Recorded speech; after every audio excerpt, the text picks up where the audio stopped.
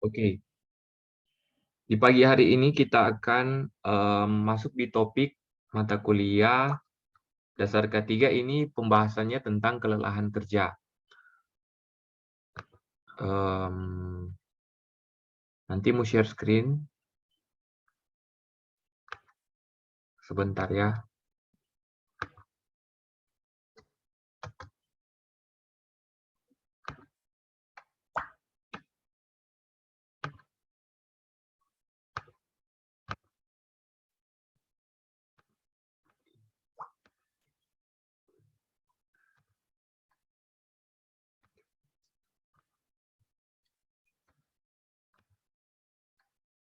Ini share screen yang terlihat terlihat di PPT atau di Zoom.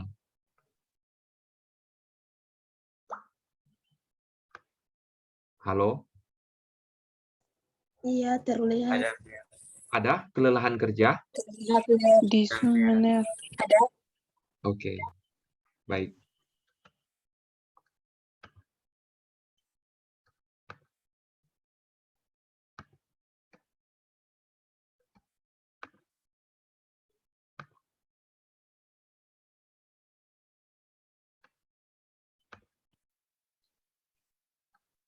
Kalau ini share screen-nya terlihat di YouTube atau di PPT? Di YouTube, Nir. Apa? YouTube. Oke. YouTube. Sebelum kita lihat dari teori, kita lihat dulu video yang satu ini ya. Kita lihat tentang video tentang kelelahan kerja.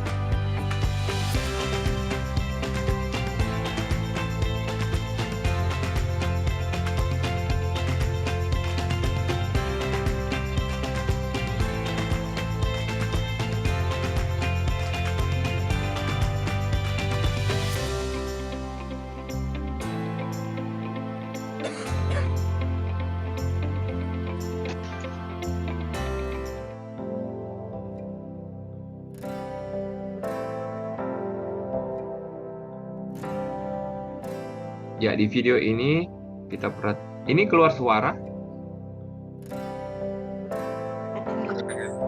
Ada, Kang? Oke. Ya, Nir. Jadi kita lihat video ini tentang seorang pekerja bekerja dari pagi sampai malam. Nah,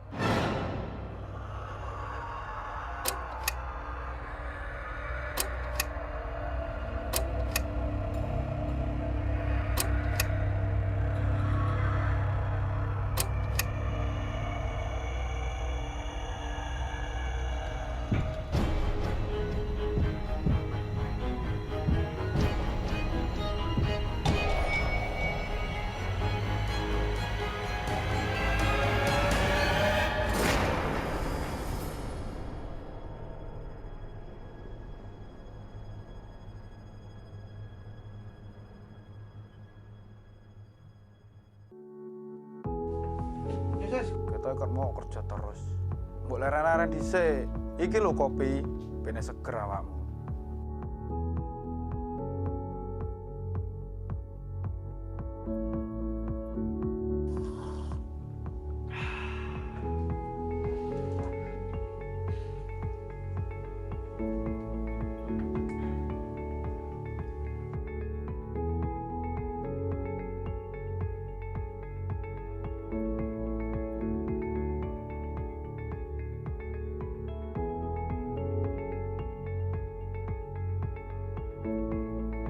oke. Ini video singkat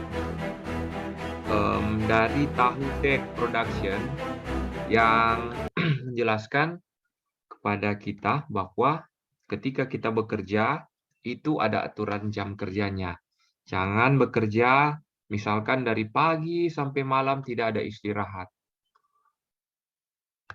Oke, sekarang kita pindah ke teorinya tentang kelelahan kerja. Apakah share screen sudah terganti jadi PPT? Sudah benar. Oke. Benar. Oh, Ya, benar. oke. Berarti ini Zoom terbaru memang so lebih canggih, Kang. Karena DP pergantian nggak perlu lagi dipindah slide. Nah, video tadi menjelaskan tentang bagaimana seseorang bekerja. Kalau kita ketahui dalam kan setiap dari kita pasti mempunyai impian atau cita-cita untuk bekerja. Ketika kita sudah wisuda atau sudah selesai nanti, cita-cita kalian pasti ingin bekerja. Nah, di dalam bekerja pasti kita akan temui atau merasakan sendiri tentang apa itu kelelahan dalam bekerja. Kalau bahasa Inggris katakan ini adalah fatigue. Nah, video tadi menjelaskan seorang pekerja bekerja dari pagi sampai malam hari, dia tidak beristirahat. Jadi, usahakan ketika sudah mulai lelah, mulai terasa lelah, harus ada istirahat. Maka dari itu pemerintah biasanya menetapkan jam kerja. Ada yang tahu jam kerja yang diatur oleh undang-undang berapa jam? Ada yang tahu?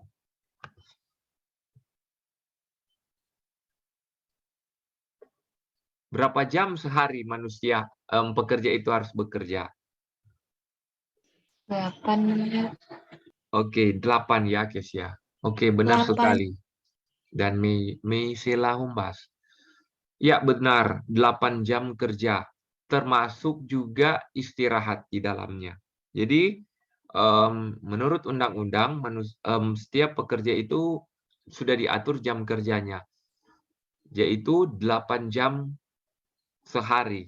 Itu sudah termasuk dengan istirahat. Kalau misalkan dia bekerja di atas 8 jam, berarti terhitung menjadi lembur.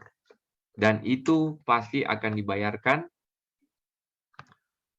DP uang lembur. Kalau di swasta. Kan kalau di pemerintah kan sudah teratur. Misalkan dia kerja mulai kan kalau PNS biasa dari jam 8, pulangnya jam 4.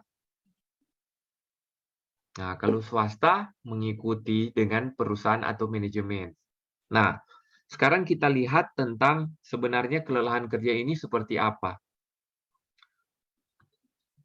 Jadi diharapkan untuk mata kuliah ini ketika kalian menerima materi kelelahan kerja, kalian bisa mengerti sebenarnya kelelahan kerja ini apa, kemudian apakah ada jenis-jenis kelelahan kerja, kemudian bagaimana pengukurannya. Oke. Jadi kalau kita lihat permasalahan dalam dunia K3 sampai saat ini ada 3. Kelelahan kerja, penyakit akibat kerja, dan kecelakaan kerja.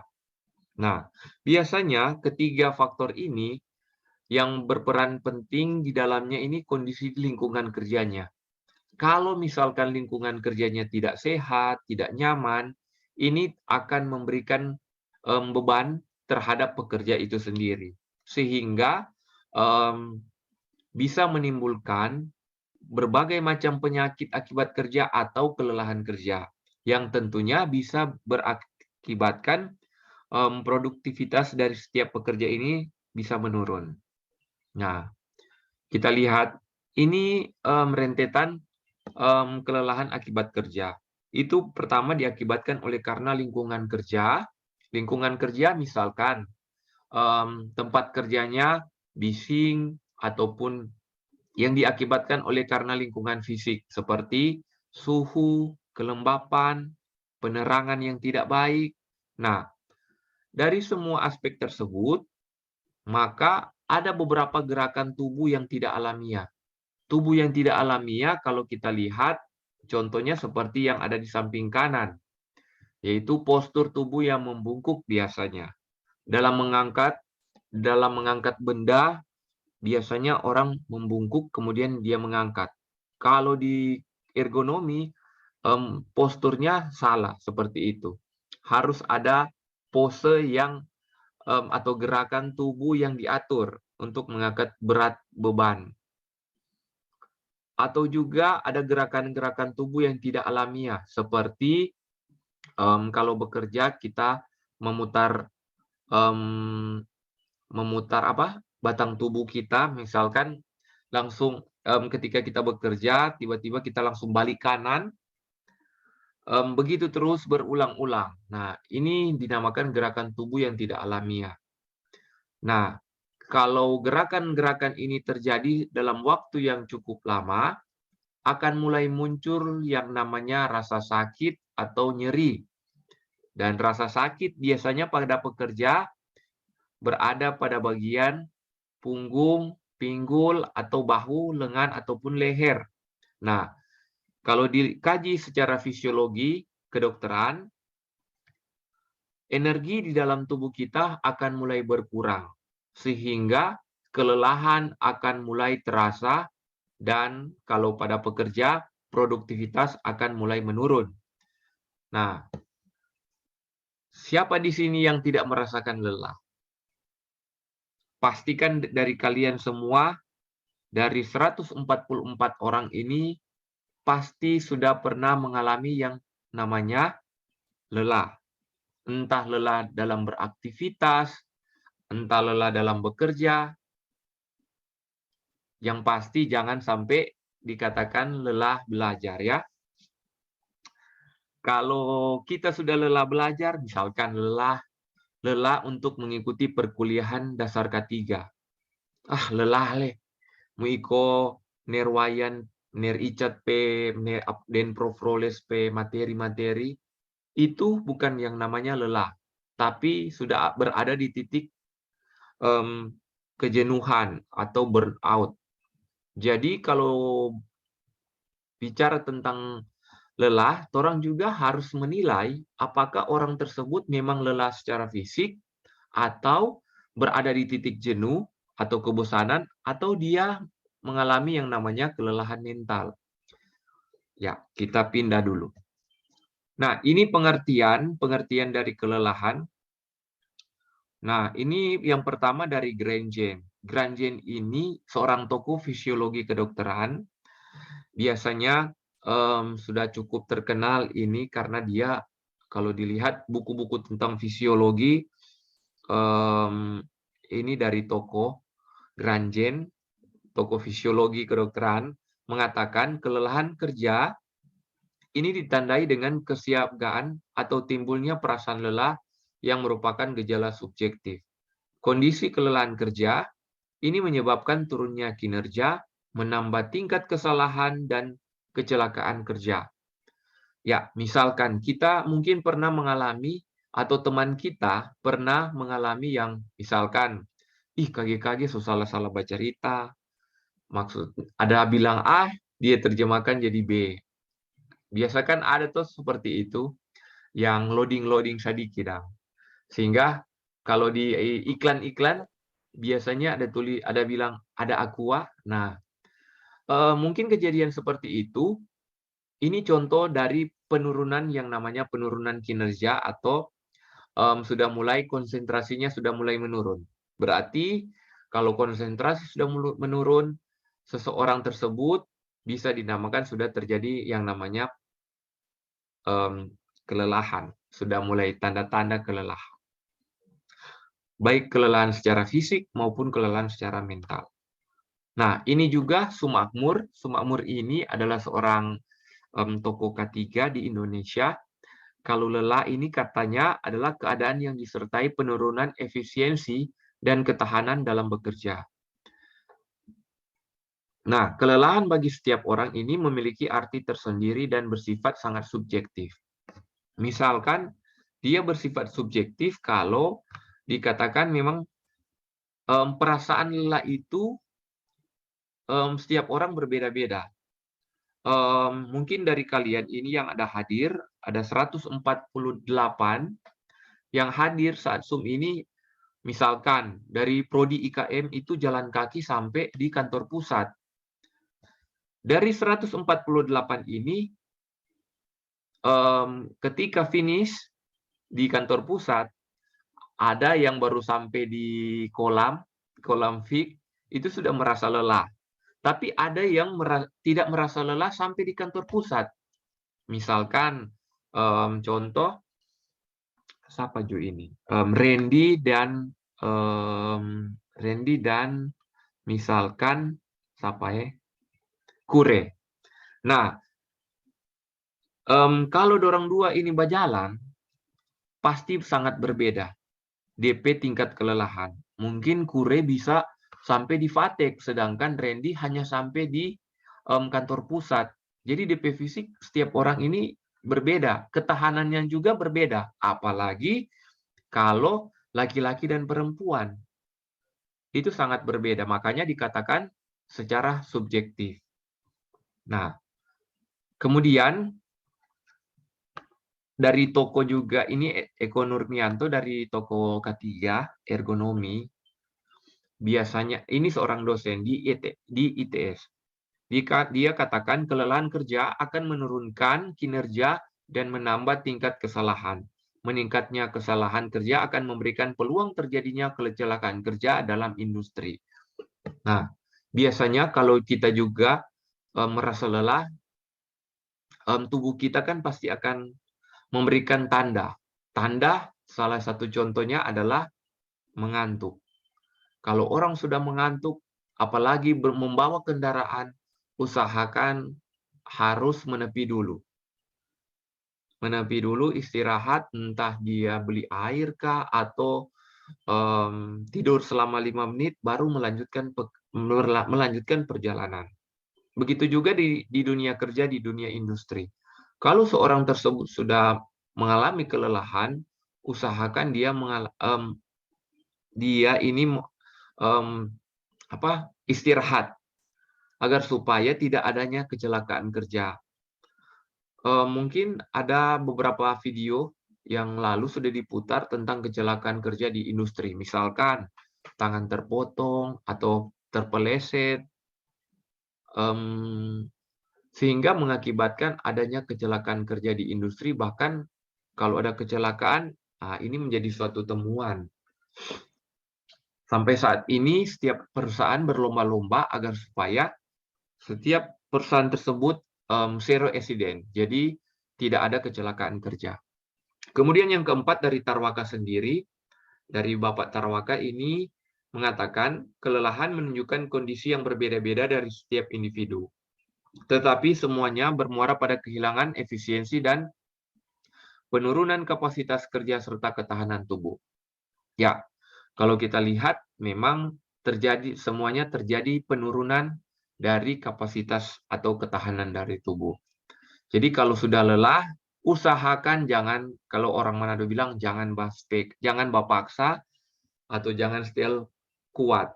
Karena kalau lelah, bisa paling fatal adalah bisa mengakibatkan yang namanya kematian. Jadi kalau disimpulkan dari 4 pengertian tadi, kelelahan kerja dapat diartikan sebagai penurunan kesiagaan dan timbulnya perasaan pada diri seseorang akibat kondisi yang monoton, beban kerja, dan lama kerja baik secara fisik, mental, dan lingkungan kerja. Nah, sekarang kita lihat kelelahan kerja. Gejalanya seperti apa? Nah, gejalanya kalau dilihat dari sangat ringan sampai pada perasaan yang memang sangat melelahkan. Biasanya gejalanya seperti menurunnya perhatian, lamban atau gangguan dalam berpikir, pikiran menjadi lemah, motivasi menurun, kinerja menurun, ketelitian, kesalahan meningkat, kemudian adanya sifat mudah tersinggung, penuluran toleransi, dan terkadang perilaku ini bersifat asosial. Ini dari Setiawati 2010. Jadi kalau ya dari kalian yang cuma baca cerita, siapa dia so mudah sekali tersinggung, berarti mungkin dia mengalami yang namanya kelelahan. Mungkin lebih cocok kelelahan secara mental. Atau ini juga perilaku yang bersifat asosial. Asosial kalau diartikan berarti seni mau bergaul. Kurang kurung terus, cuma suka di kos atau di kamar. Nah, berarti mungkin dia kelelahan. Ya, selain itu DP sifat mungkin introvert, tapi sebagai manusia kan kita harus yang namanya bersosial, maksudnya bergaul lah dengan lingkungan sekitar, jangan hanya diri sendiri. Kalau cuma diri sendiri berarti sudah mulai ada kelainan-kelainan. Next, sekarang secara fisiologis kita lihat kelelahan ini disebabkan oleh karena akumulasi asam laktat. Nah, akumulasi asam laktat ini terjadi pada sistem otot yang menyebabkan penurunan kerja otot dan faktor saraf tepi dan sentral. Jadi kalau kita lihat, kenapa sebenarnya ada kelelahan? Kenapa sampai orang bisa lelah? Nah, itu DP secara fisiologis, ini DP pengertian. Jadi, pada bagian otot, coba kalian perhatikan gambar di samping kanan, ini otot manusia. Kemudian, nah, ketika kita bekerja, otot akan berkontraksi. Kemudian, glikogen akan diubah menjadi asam laktat. Kalau ada yang bertanya, Ner, itu glikogen itu seperti apa? Ya, itu sama dengan kalau misalkan orang makan. Jadi secara simpelnya begini. Kalau misalkan kita makan, misalkan makan nasi, makan ikan, makan sayur, nah, itu kan ada kandungan gizi di dalamnya. Nah, kandungan nutrisi yang ada, yang masuk di dalam tubuh kita, ini akan diubah menjadi energi. Kan kalau nasi, kalau dilihat dari kandungan gizi adalah karbohidrat, kan? Ya, tapi di situ juga sudah bermacam-macam gizi di dalamnya. Nah, asupan nutrisi ini akan diubah menjadi energi.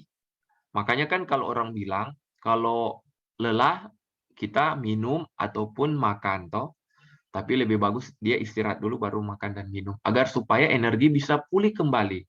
Nah, ketika glikogen ini diubah menjadi asam laktat yang dapat menghambat kontinuitas kerja otot, sehingga dapat menimbulkan yang namanya kelelahan. Pada saat stadium pemulihan terjadi proses perubahan asam laktat menjadi glikogen kembali sehingga otot dapat berfungsi normal. Maksudnya di sini pada saat stadium pemulihan ketika kita beristirahat. Kalau kita lelah, biasanya kan kita akan beristirahat. Contoh tidur atau rebahan. Nah, pada saat kita tidur ataupun rebahan terjadinya pemulihan. Jadi asam laktat ini akan diubah kembali menjadi glikogen. Nah, selanjutnya kerja otot dapat dipengaruhi oleh adanya ketersediaan oksigen.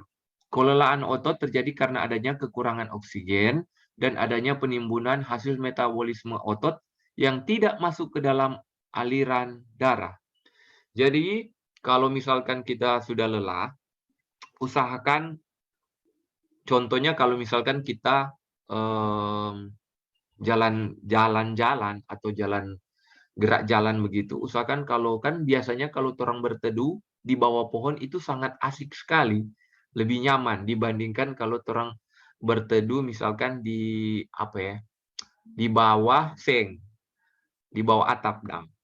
Karena kalau di bawah pohon itu ada oksigen sebenarnya di dalamnya. Maksudnya kan kalau di pohon itu banyak sekali oksigen karena kalau di sini dikatakan secara fisiologis selain ada pemulihan, otot ini juga harus adanya ketersediaan oksigen.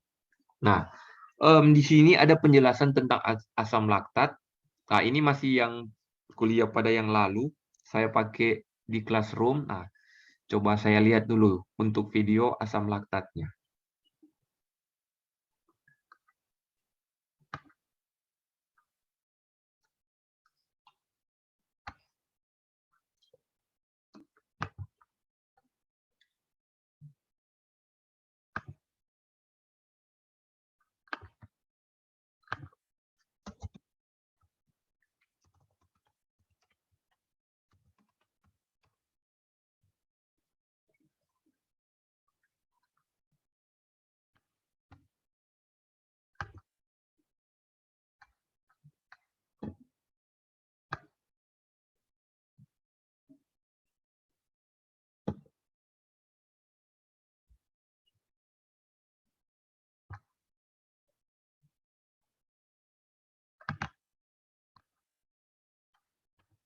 English is my second language.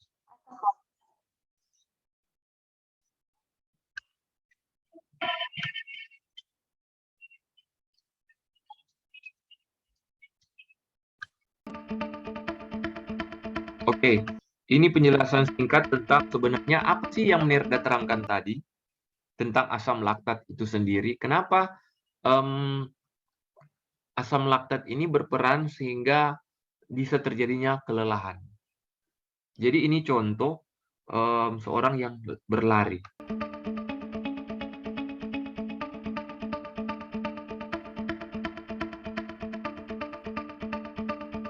Ya, kita lihat di samping kiri atas itu adalah oksigen.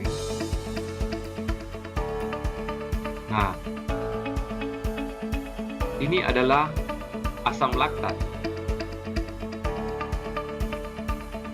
Penumpukan laktat yang berlebihan bisa mengakibatkan yang namanya nyeri otot.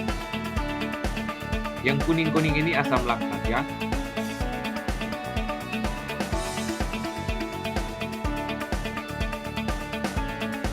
Nah, sudah mulai banyak kan? Kalau sudah mulai banyak, berarti dia akan mulai terkumpul dalam darah yang mengakibatkan nyeri otot atau kelelahan. Jika Anda merasa nyeri dan lemas saat berolahraga, berarti Anda melampaui batas laktat Anda. Jadi untuk meningkatkan stamina,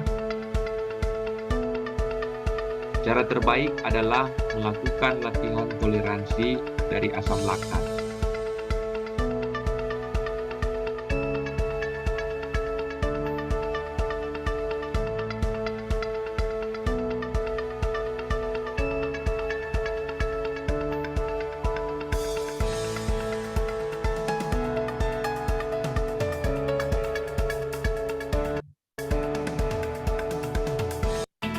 Oke.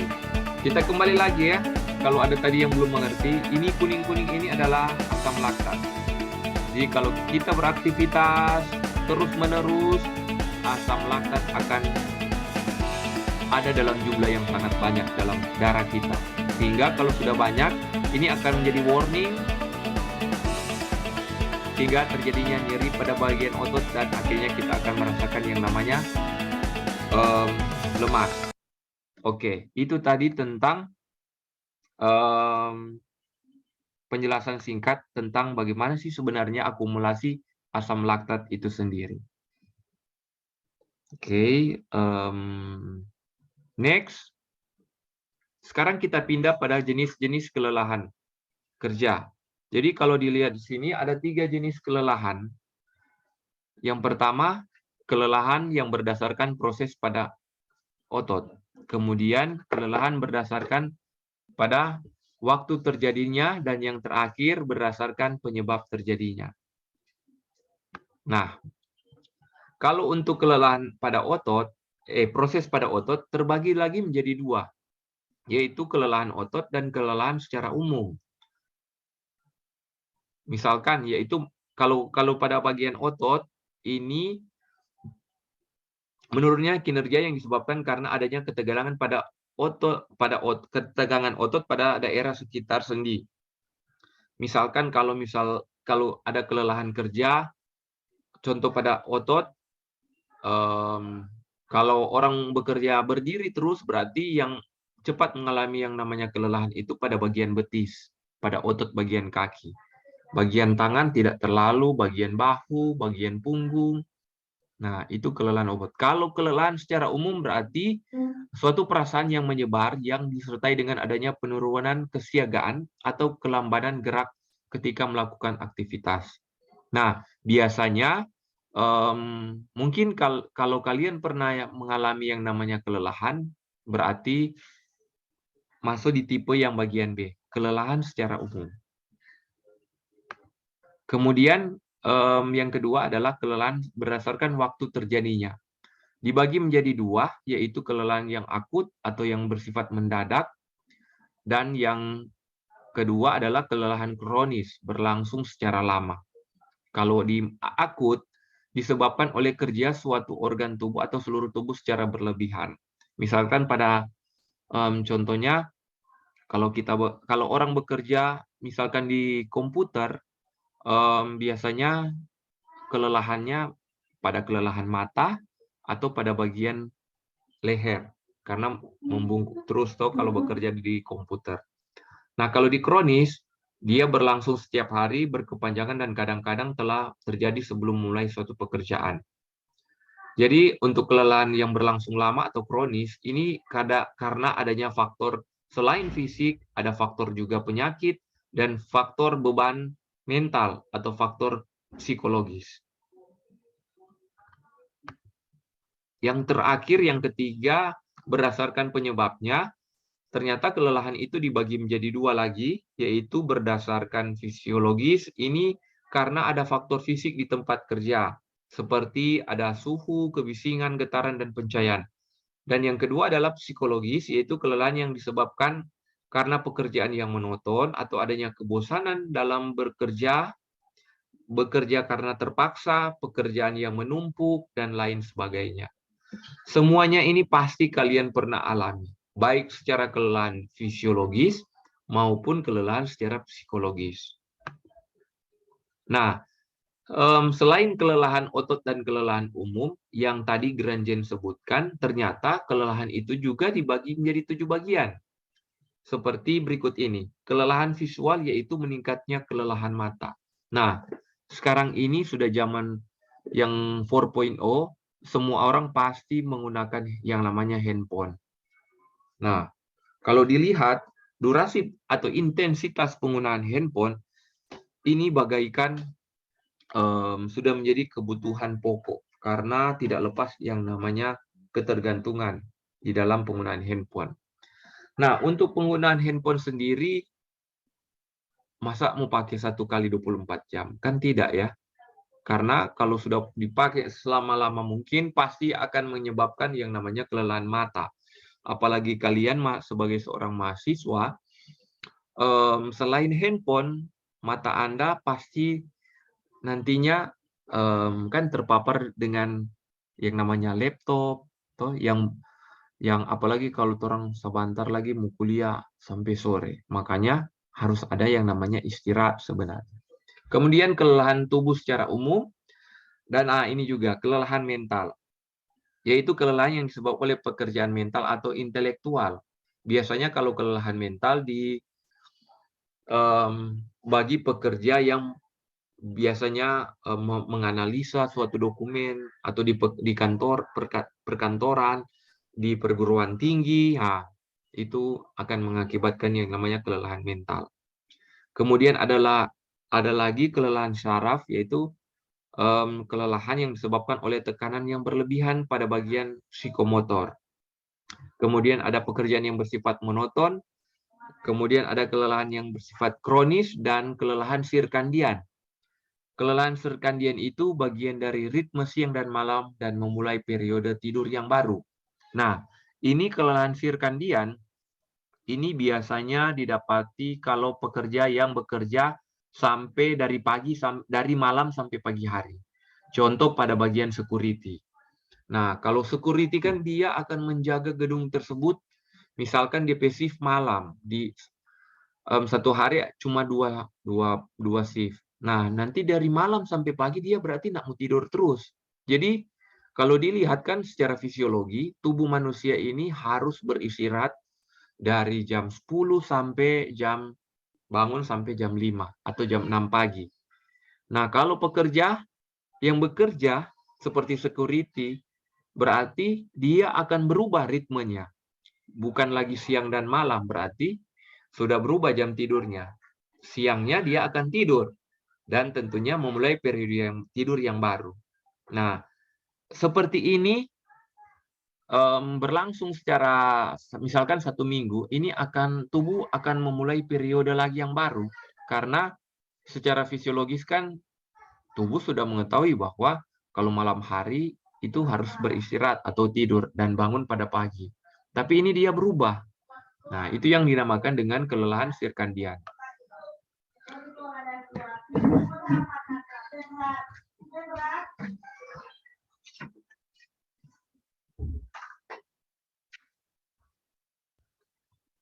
Next, faktor-faktor yang mempengaruhi kelelahan ada dua ya, yaitu dari faktor internal dan faktor eksternal. Faktor internal berarti dari dalam diri manusia tersebut, misalkan usia, status gizi, masa kerja, dan riwayat penyakit.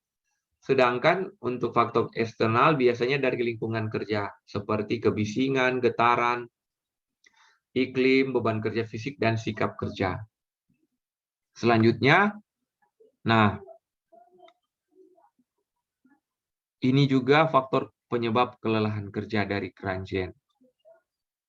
Ya, ada intensitas atau pengaruh fisik dan psikis, masalah psikis juga bisa mempengaruhi, atau kalau terang stres, itu ya akan mengalami yang namanya kelelahan mental. Kalau lingkungan kerja, kebisingan, getaran suhu, ada nyeri dan penyakit lainnya, irama detak jantung, dan gizi maupun nutrisi. Nah, ini teori kombinasi dari faktor penyebab sebenarnya kelelahan kerja. Jadi kalau dilihat di sini, ada 6, yaitu intensitas dari kerja fisik mental, ada lingkungan kerja, kemudian ada metabolisme tubuh, kemudian ada psikologis, kemudian ada penyakit, riwayat penyakit atau kondisi kesehatan, dan gizi maupun nutrisi. Nah, keenam ini akan mempengaruhi yang namanya tingkat kelelahan.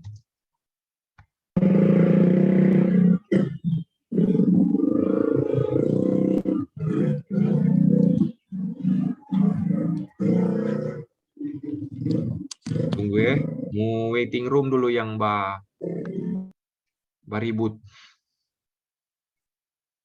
Oke. Nah, keenam faktor inilah yang mempengaruhi seseorang mengalami yang namanya kelelahan. Untuk kelelahan sendiri, ini ada DP tingkatan. Tapi kita tidak akan belajar sekarang. Kalian cukup tahu bahwa faktor-faktor penyebab kelelahan seperti ini. Nah, ketika seseorang mengalami yang namanya kelelahan, dibutuhkan penyembuhan atau penyegaran. Biasanya kalau kelelahan secara fisik, pemulihannya yaitu beristirahat. Kita harus tidur yang cukup. Nah, kalau kelelahan mental, nah ini hati-hati. Kalau sudah kelelahan mental, biasanya kalau tidak ada penyembuhan, dia akan menjadi depresi. Depresi, stres, akhirnya menjadi ODGJ. Makanya kalau sudah lelah, usahakan kalian healing-healing begitu. Healing-healing maksudnya terang jalan-jalan, kemana yang disukai, ataupun melakukan aktivitas yang disukai, agar supaya ini pikiran juga tidak stres. Kalau orang Manado bilang, no ini pikiran ini so baku campur, senyendak jernih lagi dalam berpikir. Berarti seorang tersebut perlu yang namanya healing. Next, di sini, oke, ini tadi dijelaskan. Nah, ini bagian penyebab dan cara mengatasi kelelahan itu sendiri. Jadi ini contoh di suatu lingkungan kerja. Jadi ada penyebab penyebab kesalahan dalam bekerja. Jadi ada sekitar 10. Kemudian ada DP resiko, kemudian ada DP cara mengatasi, dan yang terakhir adalah untuk pengendalian. Pengendaliannya ada 4. Tindakan yang preventif, tindakan kuratif, rehabilitatif, dan jaminan masa tua atau pensiun. Nah, untuk pengukuran untuk kelelahan kerja sendiri, di sini memang kalau di IKM Unima tidak ada alat yang seperti yang sudah saya kasih di slide. Ini namanya reaction timer. Jadi alat untuk mengukur kelelahan kerja biasa dilakukan dengan waktu reaksi. Ini DP pengukuran. Ya, kalau mau pelajari ini, aduh, 1 SKS. Jadi kalian hanya tahu saja bahwa untuk mengukur kelelahan kerja itu ada alat dan juga ada kuesioner. Tapi lebih bagus alat, no. Karena kenapa? Karena kuesioner ini bersifat subjektif. Berbeda-beda DP tanggapan dari setiap orang. Nah, jadi yang untuk mengukur kelelahan kerja, ini kan pertama kualitas dan kuantitas kerja. Jadi maksudnya di sini kualitas dan kuantitas kerja berarti ini akan dihitung output yang dihasilkan. Misalkan contoh Vanessa membuat suatu produk, misalkan vas bunga. Dalam satu hari biasanya dia sampai 20 vas bunga. Berikutnya lagi pada besok hari dia menghasilkan 19 vas bunga. DP lusa, DP berikutnya, DP hari ketiga, sekurang 15. Hari keempat sekurang 12. Berarti kalau dilihat di sini, ada terjadinya penurunan kerja atau DP kuantitasnya berkurang. Apa ini yang menyebabkan? Oh, ternyata dia mengalami yang namanya, kalau diselidiki ternyata ada kelelahan secara fisik. Nah, itu contohnya. Nah, yang kedua yang menggunakan waktu reaksi ya, atau menggunakan reaction timer. Yang ketiga adalah uji hilangnya kelipan, flicker fusion test. Jadi flicker fusion contohnya kita melihat kedipan yang ada di dalam gambar ini, di dalam alat, kita akan menekan ini tangannya. Coba lihat. Jadi cara kerjanya biasanya seorang pekerja akan melihat di teropong ini, dia akan melihat berapa kedipan yang ada. Untuk kedipan yang dia lihat, dia harus menekan tombol yang ada. Jadi semakin cepat DP kedipan, semakin cepat dia lagi menekan. Nah, semakin banyak dia missing dalam melihat kedipan, berarti alat ini akan melihat berapa yang dia, contohnya yang dia missing. Nah, dia akan menyimpulkan. Mungkin kalian tidak paham ini flicker fusion, tapi sebisa mungkin Nir akan memberikan penjelasan seperti apa ini flicker fusion melalui YouTube channel ini. Flicker fusion. Nah, flicker fusion dia seperti ini. Jadi coba kalian lihat di Zoom. Flicker fusionnya seperti ini ya.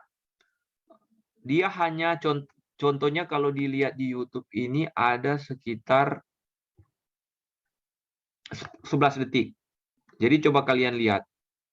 Nah, kedipannya mulai dari lambat sampai jadi cepat. Ketika kalian lihat kedipan, itu yang mesti ditekan tombolnya. Nah, contoh misalkan mata kalian sudah melihat flicker fusion ya. Coba dilihat di gambar, di video ini. Jadi ketika kalian melihat flicker fusion, yang kalian lihat adalah ini. Kedipan yang ada. Kedipannya ini kalian harus seirama dengan cara menekan tombol yang ada di flicker fusion. Sekali lagi.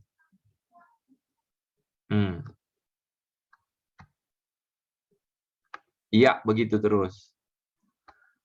Ya, tambah lagi. Kalau misalkan tidak puas. Ini flicker fusionnya. Anggap saja mata kalian sudah ada dalam flicker fusion.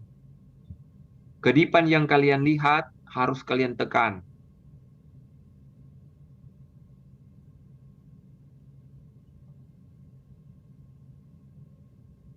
Ya, untuk alatnya seperti ini. करने के बाद हमारा जो सब्जेक्ट है वो इसे 15 सेंटीमीटर के गैप से देखेगा।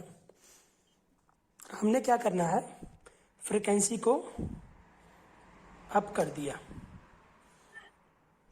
और जो लाइट है अंदर वो फ्लिक कर रहा है, मींस ब्लिंक कर रहा है। जब लाइट कांस्टेंट हो जाएगी तो हमारा सब्जेक्ट हमें बताएगा, मगर सब्जेक्ट है जो डिस्प्ले नहीं दिखेगा। Dev Scientific and Engineering, Favodara, Gujarat. जब कांस्टेंट रीडिंग हमने चेक करना चाहते हैं हमें बताएगा जब Oke, इन्होंने बताया था ini kalau dilihat alatnya ini agak berbeda dengan penjelasan yang ada di PPT. Apakah slide sudah berpindah di PowerPoint? Belum? Belum, Ner. Belum ya? Belum. Oke.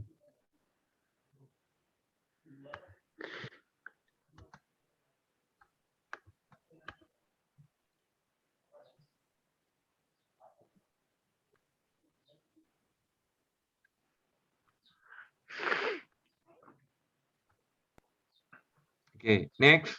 Nah, itu tadi tentang bagaimana pengukuran melalui flicker fusion ya. Oke, yang keempat adalah dengan memakai kuesioner. Nah, ketika kalau misalkan ketika kita nanti akan melakukan pengukuran, apabila alat tidak tersedia, kan kalau pakai alat biasanya mahal.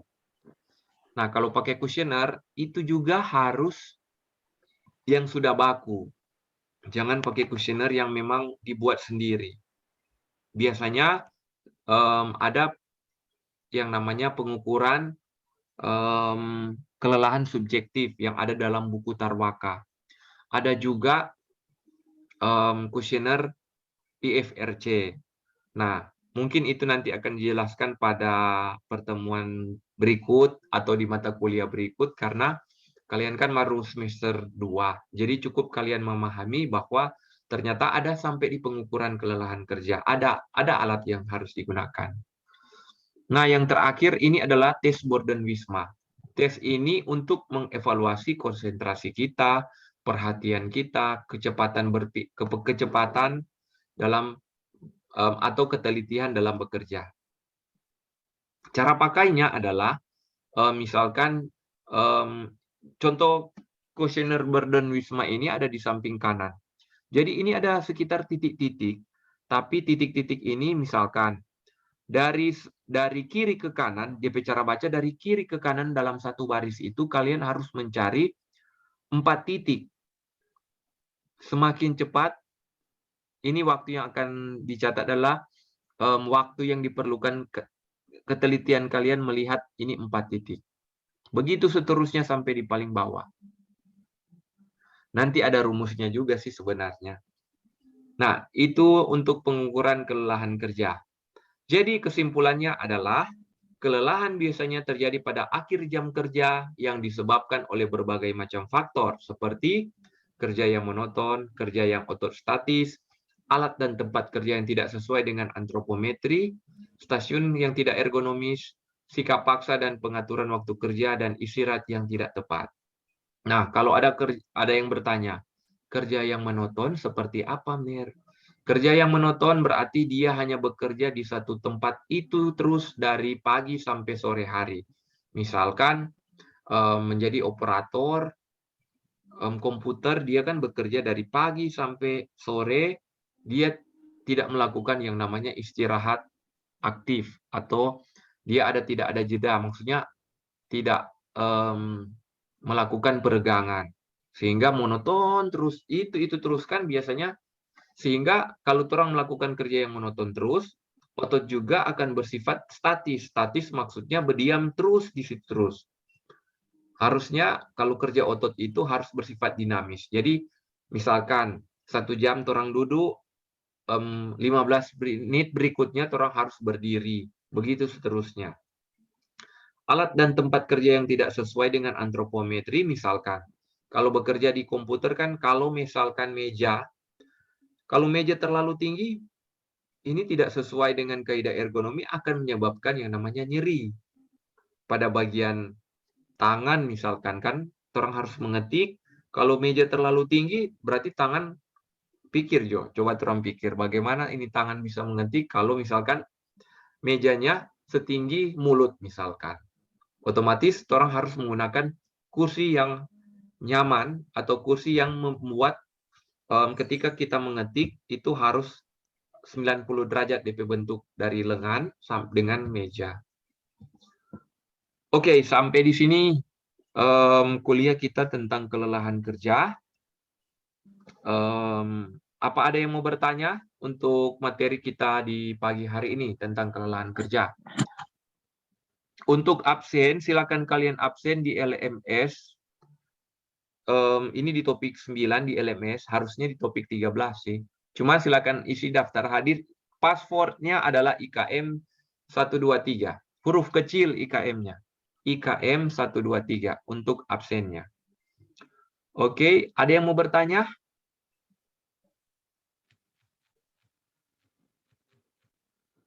Kalau masih ada yang mau berpikir-pikir, berarti Minerjo kasih tugas.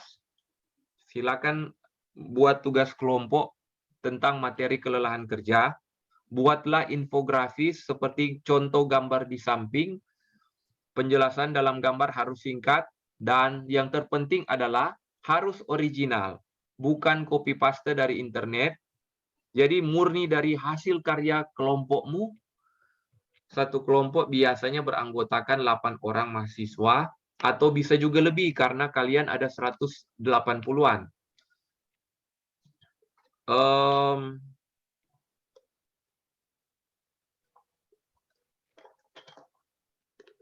Dikumpul minggu depan. Kalau minggu depan berarti tanggal 10. Bukan tanggal 7 Juni ya, tanggal 10 batas jam 24.00 atau jam 12 malam. Oke.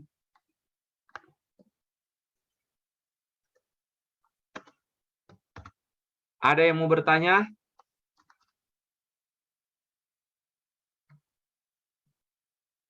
Ada.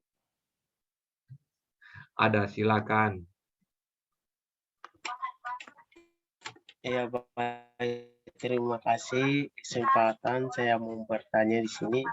Saya pernah dengar apakah setelah olahraga dong tetes napas.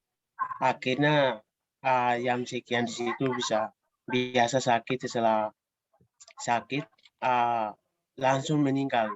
Setelah olahraga langsung tetes napas, langsung meninggal. Apakah itu saya pernah dengar, jadi boleh dijelaskan ini. Oke. Terima kasih Nito Wenda untuk pertanyaannya. Jadi Nera akan coba menjawab.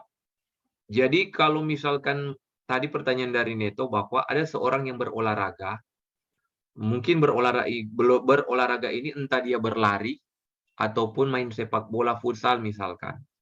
Tetap juga kan berlari itu ya. Nah, kalau misalkan dia sesak kemudian adanya langsung meninggal, biasanya itu disebabkan oleh karena ada faktor penyakit bawaan. Misalkan ternyata dia mempunyai riwayat asma, tapi dia memaksakan diri. Kemudian ada juga orang yang langsung meninggal di tempat, berarti sebenarnya biasanya orang tersebut ada riwayat PJK atau penyakit jantung koroner, atau ada riwayat penyakit jantung. Makanya ini sangat berbahaya sekali apabila ada orang yang berolahraga itu, misalkan dia berolahraga karena ikut teman. Misalkan panggil olahraga, misalkan lari, satu putaran lapangan sepak bola misalkan. Ataupun satu, apa yang di Stadion Unima itu, berkeliling sampai 5 kali atau 10 kali. Nah, orang yang misalkan rupa menir ini jarang berolahraga, usahakan paling tinggi 3 saja. Jangan dipaksakan 5-10. Karena tubuh kita ini mempunyai batas maksimum karena belum beradaptasi lagi dengan olahraga. Misalkan kalau kita akan naik gunung misalkan, naik gunung Soputan atau gunung Kelabat. Sebelum kita naik gunung, kita harus membuat fisik kita terbiasa. Maksudnya kalau orang Nado bilang, oh dia sudah selama berolahraga, jadi DP otot-otot selama ini tak tidur.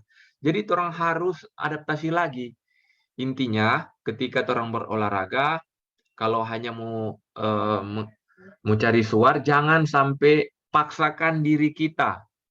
Misalkan dalam berolahraga, Kalau ada kan sekarang yang smartwatch, toh smartwatch sekarang boleh mengukur trompe langkah.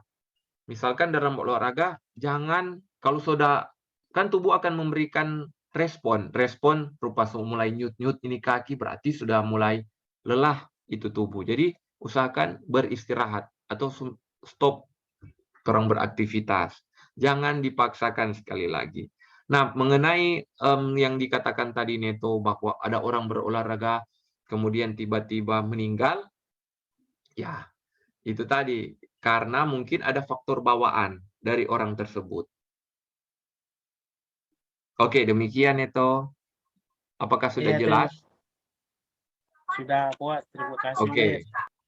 Jadi kalau misalkan Neto nanti mau coba lari-lari di Stadion Unima, usahakan kalau sudah jarang berolahraga, paling tinggi 3 saja. Atau mulai dari awal jalan dulu, kemudian jalan cepat, dan terakhir adalah sprint atau lari. Jangan langsung tiba-tiba langsung lari, tidak ada lagi pemanasan. Ya, ini akan, kalau biasanya orang kalau lari kemudian tidak ada pemanasan, pasti berikut dia akan mengalami yang namanya kram otot, atau lebih tepatnya tikus-tikus. Jadi DP otot akan mengalami nyeri atau kram. Ya, terima kasih. Oke, selain absen di LMS, silakan absen di yang dibagikan oleh pengurus kelas ya.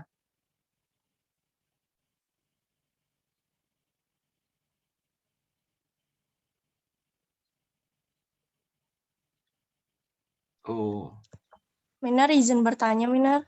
silakan Teres. Begini, Minar. Kan di zaman sekarang ini ada istilah healing dan seringkali anak-anak muda zaman sekarang itu mengaitkan istilah kelelahan dengan kata-kata healing. Nah, yang menjadi pertanyaan saya di sini, apakah healing itu memberi dampak positif atau malah sebaliknya, malah itu merupakan kesalahan dalam mindset berpikir. Menurut Minar sendiri bagaimana? Terima kasih, Minar. Oke, terima kasih Teresia. Pertanyaan yang sangat bagus sekali. Di zaman sekarang ini, anak muda sekarang biasanya mengatakan healing ya, healing. Tapi ada juga yang mengatakan, apaan healing? Healing tai kucing.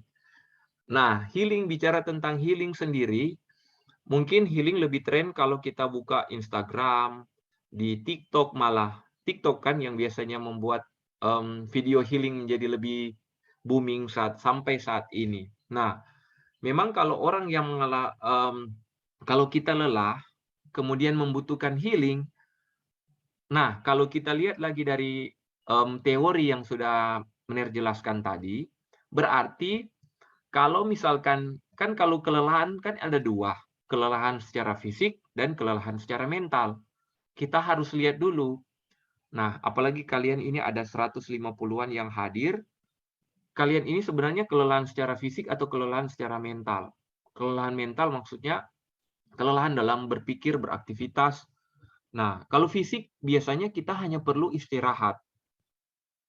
Perlu istirahat berarti kita harus menyiapkan waktu untuk kita beristirahat 8 jam agar supaya tubuh ini bisa mengalami yang namanya pemulihan. Nah, untuk beristirahat selama 8 jam ini lebih baik kalau misalkan kita kalau ada uang sedikit, kita pakai aromaterapi yang diffuser dan pakai sound yang memang untuk yang sekarang ini kan di YouTube banyak juga lagu pengantar tidur, dan juga pakai aromaterapi, jamin kalian akan tidur dengan nyenyak kalau kelelahan secara fisik.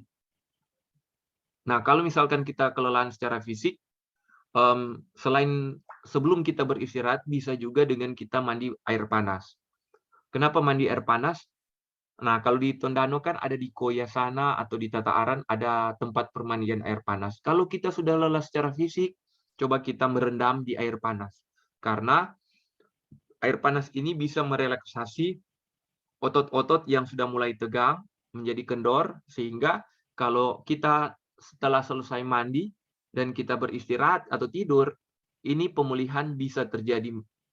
Jadi pagi hari kita boleh bangun dengan yang dengan tubuh yang sehat, bugar. Nah, kalau misalkan secara mental, nah seperti Teresia tadi katakan, kita kalau kelelahan mental itu juga orang butuh yang namanya healing. Healingnya ini harus tentunya disesuaikan tentu dengan dana yang ada. Misalkan kalau orang Manado bilang, kalau nak dadoi, nak usah berangkat, nak usah jalan-jalan ke Bali. Yang simpel-simpel saja, yang murah-murah. Misalkan kita ke Gunung Lokon, ataupun orang pergi ke pantai, misalkan Pantai Pal, misalkan, atau orang ke kebun binatang atau taman bunga. Nah, setiap orang kan bersifat sangat subjektif. Ada orang yang suka pantai, ada orang yang suka gunung, ada orang yang suka pemandangan, bahkan ada yang orang suka membuat kegiatan yang membuat dia senang, misalkan melukis atau menyendiri. Nah, sekali lagi, kalau memang di zaman sekarang ini, kalau orang sudah mulai kelelahan, namanya kelelahan mental, ada baiknya orang healing. Tapi sekali lagi, healingnya juga harus disesuaikan dengan kemampuan secara ekonomi. Nah, misalkan ya ini, kalian kan sebentar lagi akan menghadapi yang namanya ujian akhir semester. Nah, ketika menghadapi ujian akhir semester, berarti kalian akan terpapar atau belajar terus-menerus. Dan ini akan membuat menjadi strain atau stresor bagi kalian, sehingga kalian akan sedikit mengalami yang namanya stres. Nah, apalagi diperparah kalau misalkan hasil ujian kalian misalkan rendah. Ini akan membuat stres tersendiri kan bagi kalian. Nah, ketika kalian ada di posisi ini, Mir sarankan, ya cobalah kalian jalan-jalan dulu. Atau cobalah kalian pergi ke suatu tempat atau coba me time sendiri. Kalau cewek-cewek biasanya pergi di mall atau pergi di salon ataupun jalan-jalan dengan teman, dengan bestie-bestie sekalian, toh itu bisa membuat emosi kita menjadi stabil kembali. Makanya tadi Mir bilang, orang yang kelelahan kerja itu biasanya dia akan mulai mudah tersinggung dan bersifat antipati. Karena selain stres, ini juga akan berdampak pada emosinya. Kalau orang happy, emosi yang ada juga kan, nggak mungkin dalam posisi happy orang tiba-tiba langsung marah, toh? Demikian penjelasan, Teres. Semoga bisa jelas ya. Kalau ada yang kurang jelas, silakan. Pertanyaan terakhir.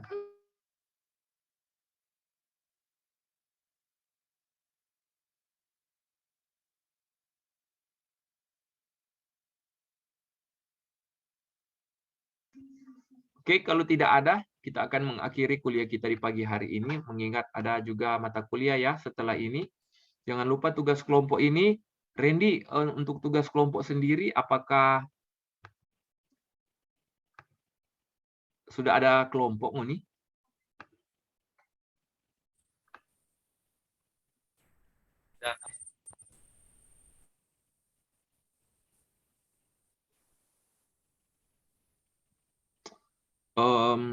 Calvin bertanya di LMS tidak bisa masuk. Masa sampai sekarang tidak bisa mengakses LMS? Kalau untuk mid semester yang kemarin bukan Mir yang bikin mid semester, tapi Mir Wayan. Jadi koordinasikan dengan Mir Wayan untuk mid semester. Jadi sebenarnya kalau LMS sendiri, selama ini di permasalahan, semua semester 2 masa belum jadi-jadi.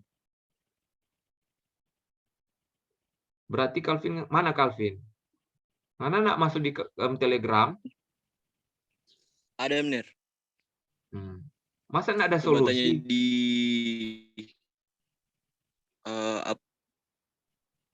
Coba tanya di kantor pusat dengan di apa namanya, di LMS